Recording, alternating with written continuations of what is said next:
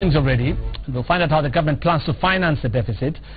In the meantime, the Kenya Revenue Authority has been tasked with raising 500 billion shillings. Mombi Waroi is at the Treasury buildings, where he will be expecting to speak to the Treasury Cabinet Secretary. That is also ambitious, Mombi, on such a day. What do you expect?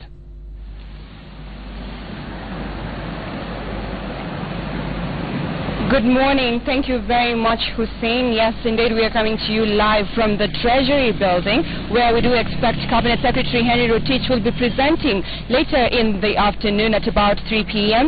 the budget statement to Parliament, where Kenyans will be able to actually find out what is going on in the budget. And some of the key issues right now, currently the preparations are still ongoing here at Treasury building, and also the Cabinet Secretary is first expected to head to State House, where he shall present the statement to His Excellency President Uhuru Kenyatta, and thereafter he shall come back to Treasury and make the final preparations before heading to Parliament. There are 8 key sectors that will get quite a large chunk of the 2.6 trillion shillings of the budget that will finance 2017-2018, and among those sectors include the security, transport, education and health. And when we look at the Transport and Infrastructure Ministry, they are going to get about 289 billion shillings, and out of which 75.5 billion shillings will go towards the standard gauge railway. That is the second phase of the standard gauge railway. We also have the health sector that is going to receive 61.6 billion shillings. Parliament is also expected to receive quite a chunk, that is 36 billion shillings, and also the IEBC, considering it is an election year, and this is the first time actually that we are able to, Kenya's budget is read earlier, and this is the month of May, or the month of March, sorry, so that they can be able to adequately prepare for the elections, and that is why we have 21.4 billion shillings that will go towards the National Treasury.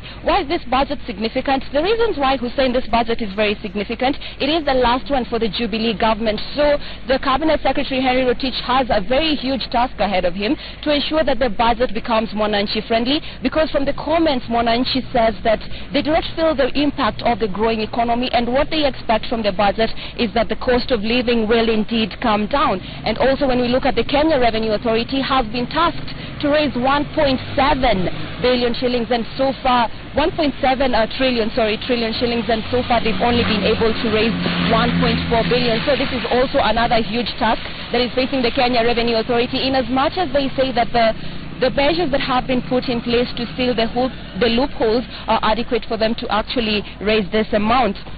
And also at about, later on, when the Cabinet Secretary comes back from State House, we are going to try get him and get his insights on what Kenyans should expect ahead of this, and this will be during the bulletin once we are able to know when he gets back. And yes, during the day we shall be able to give you in-depth details of what we expect from the budget 2017-2018. Back to you, Hussein. Right, thank you so much, Mombi Waroi at the Treasury buildings. Like I said, she is very ambitious today.